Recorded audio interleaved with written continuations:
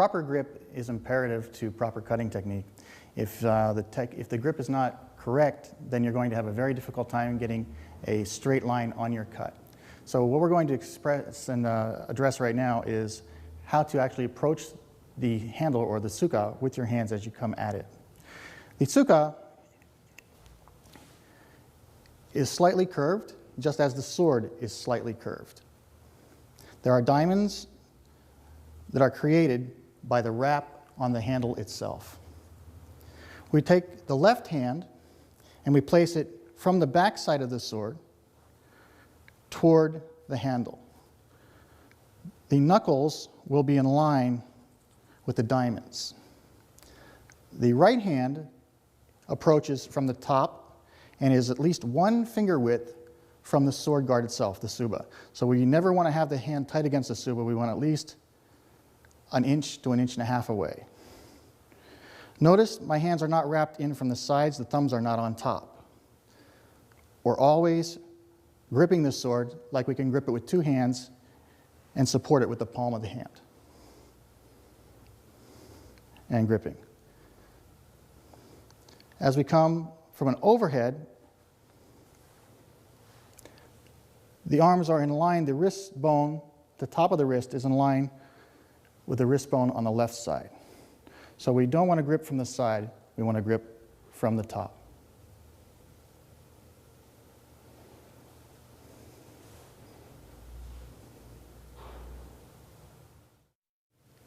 Any good swordsman is familiar with his tools, and his tools in this case happen to be the samurai sword itself, the katana. So what I'd like to go over right now are different parts of the katana so that you will recognize those terms and parts of the sword as we go through the rest of the DVD. So if we can take a look at the sword itself, the entire sword is referred to as a katana. Starting with the handle end, the handles are referred to as the tsuka. The tsuka has an end to it, a small butt cap that's called the tsukagashira, or the end cap. The wrapping is called the tsukamaki, or sometimes referred to as ito, which is the actual cord that wraps around it. Inside, you'll notice there is black ray skin on this particular sword. Sometimes it's white ray skin. That's called same. The pegs that hold the handle onto the blade itself are called meikugi. Meikugi. And you're always going to check meikugi before you use it. Make sure that they're tight. Make sure they're not brittle or used or loose. The handguard is referred to as the tsuba. The scabbard is known as the saya. The end of the saya is referred to as a kojiri. There's a small knob on the saya that we refer to as the kurigata. And the kurigata, within the kurigata is attached a string. It's a braided piece of material we refer to as sageo. So the entire sword with the saya, the tsuka, the tsuba is referred to as a katana. If we remove the saya and take a look at the sword itself, you'll notice we have a small collar in this position just forward of the tsuba. The collar is referred to as the habaki. And just behind the tsuba, we have a fuchi. Fuchi. The entire sword of and by itself, without the tsuba on it, or the habaki, or the tsuka, it's called the toshin. Toshin. The cutting edge is referred to as the ha. The back edge is referred to as the mine, sometimes referred to as mune. You'll notice there's a raised section through the middle of the sword, running from the base all the way to the tip. That's called the shinogi. It's a raised edge, and many times you're going to be using the shinogi to do your blocking or deflecting with. Behind the shinogi, and on this particular sword, is a small ditch that runs the entire length of the sword, and that is called bohi. The very tip, the curved edge, the entire area is called kisaki, and the curved edge itself is known as the hoshi.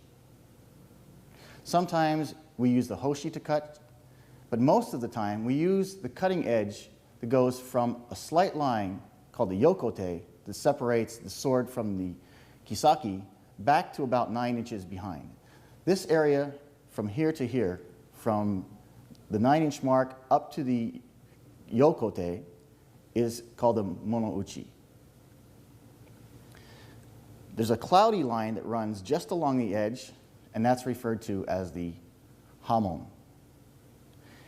If you understand these parts of the sword, it's very easy to understand sword technique and how and why this sword works.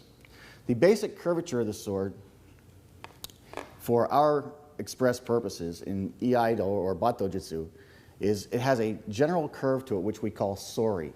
So there's a general curve that makes an arch. And for iai jitsu or bato jitsu, the perfect curvature, the most curvature is in the very, very center of the sword.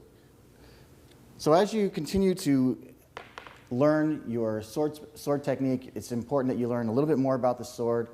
Make sure you have a good cleaning kit so that you can take care of the sword, maintain it, and enjoy your swordsmanship. And a good sword like that will last a lifetime. Targeting is very important when you're performing samurai swordsmanship. It's not enough to be able to perform a cut. It's not enough to be able to perform a waza or a kata, but it's very important that you use the proper placement of the blade on the body in order to perform that cut. Otherwise, it's going to be ineffective or less effective than it could be. So what we'd like to do right now is demonstrate for you different targeting areas of the body that we use for specific cuts. Starting off, the first cut, obviously, is a downward cut, and we use what we call the men, or the head, is a direct straight cut down the center line of the body. The sword travels outward, and we use the monouchi, the last 9 inches of the blade, to deliver the cut. You don't want to be too shallow, but we want to get enough of the blade in use so that it can cut through. The second cut we're going to use is a yoko men cut. Yoko means side, the men means head, so we're cutting to the side of the head, targeting normally near the temple area. You can go left side or right side as your cut. The next cut on the way down is a kesa cut.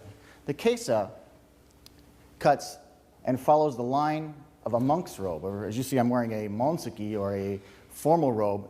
We're cutting down along the line of that robe as a kimono as it follows down. So it starts at the neck, kesa cut starts at the neck and follows the line to the opposite hip. Delivering the cut can be delivered with the monouchi or the kisaki. The kisaki can also cut through the body as well as using the monouchi to cut a little deeper. We can cut a kesa from my left shoulder to my right hip, or we can cut a kesa from my right shoulder to my left hip.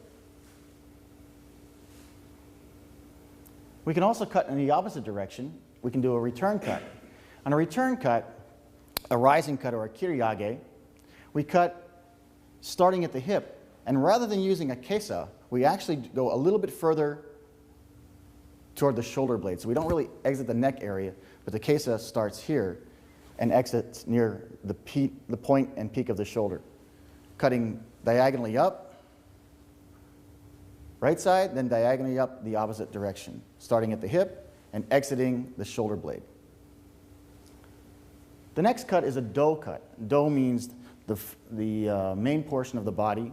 And this can be done from the front or from the back, sometimes cutting behind the shoulder blade or to either side. Yoko, which is a sideways cut, sometimes referred to as suihei. Suihei and yoko are the exact same cut. It's a very flat cut. Or an angular cut as to the body. Right to left, straight through the body, or left to right through the body. Sometimes diagonally through the body from this position. That's still considered a do cut. The other cutting targets are on the extremities. What we refer to as the wrist is known as the kote. So sometimes as I hold a sword, my kote is exposed, particularly my right kote, because it's always forward as I hold the sword. So the kote can be cut in this position. Sometimes the kote is cut in this position. So that is a kote cut. The other cut is a hiza. Hiza is the knee. Sometimes as I perform a hasso no kamae or a jodan no kamae or a wakigamai, obviously the closest target to the opponent is the knee area, and he cuts low to that area. Those are the primary targets in Bato Jutsu or Bato Do. Make sure that as you're performing your waza, as you're performing your kumitachi techniques, your two-man drills, that you are specifically going for those targets to be more effective with your cuts.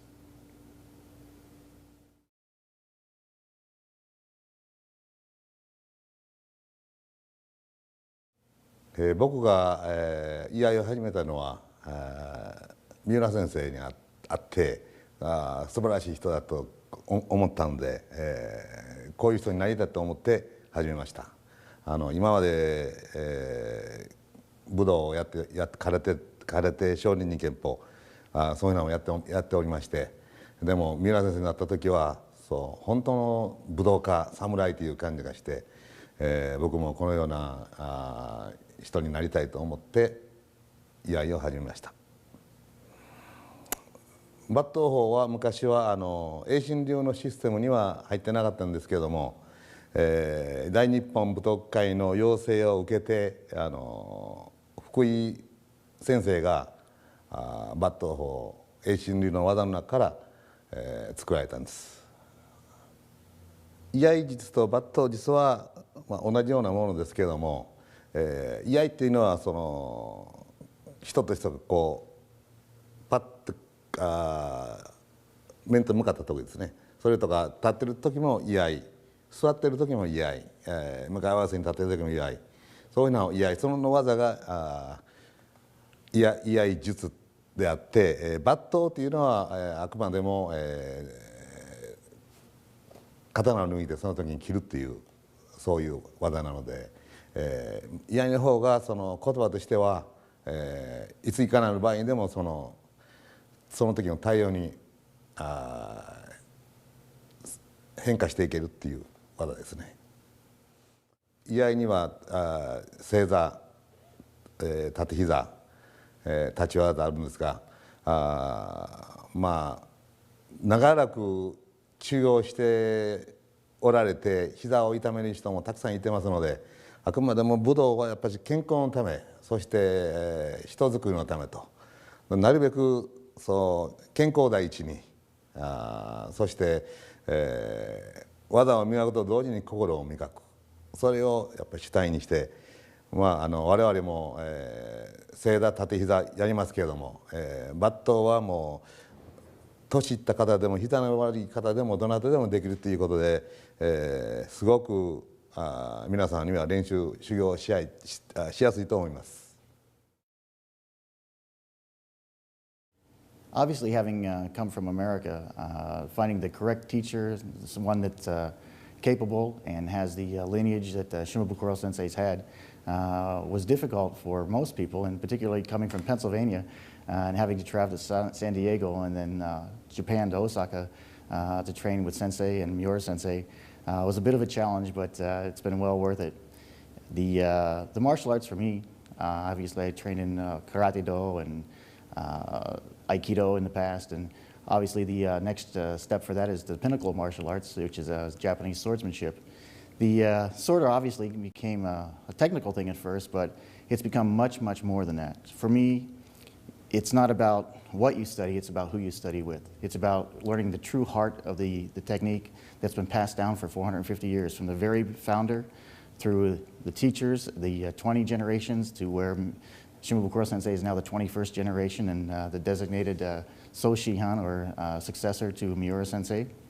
And what he's taught me is that the sword is truly an extension of your heart and your intentions. The Japanese believed that the samurai sword was an extension of his soul. It represented his intentions, good and bad.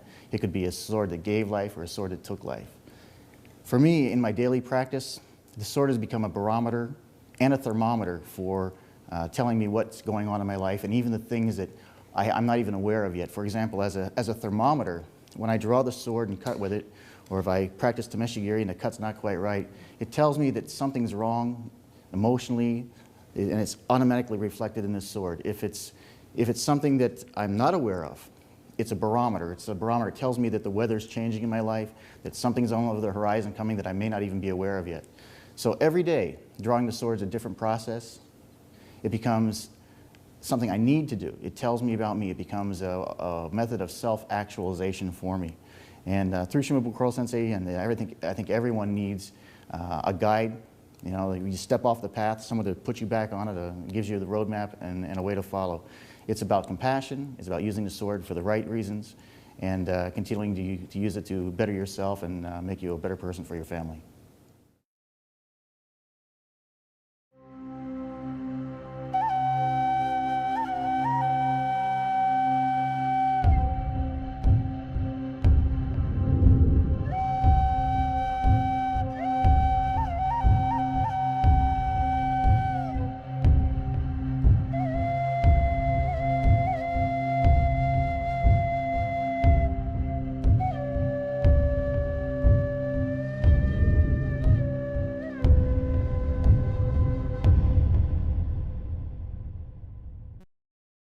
This sword like we can grip it with two hands and support it with the palm of the hand.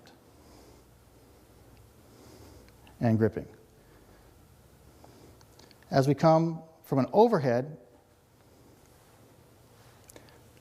the arms are in line, the wrist bone, the top of the wrist is in line with the wrist bone on the left side.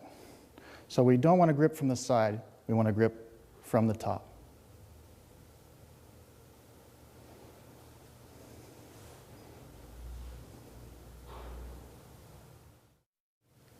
Any good swordsman is familiar with his tools, and his tools in this case happen to be the samurai sword itself, the katana. So what I'd like to go over right now are different parts of the katana that, so that you will recognize those terms and parts of the sword as we go through the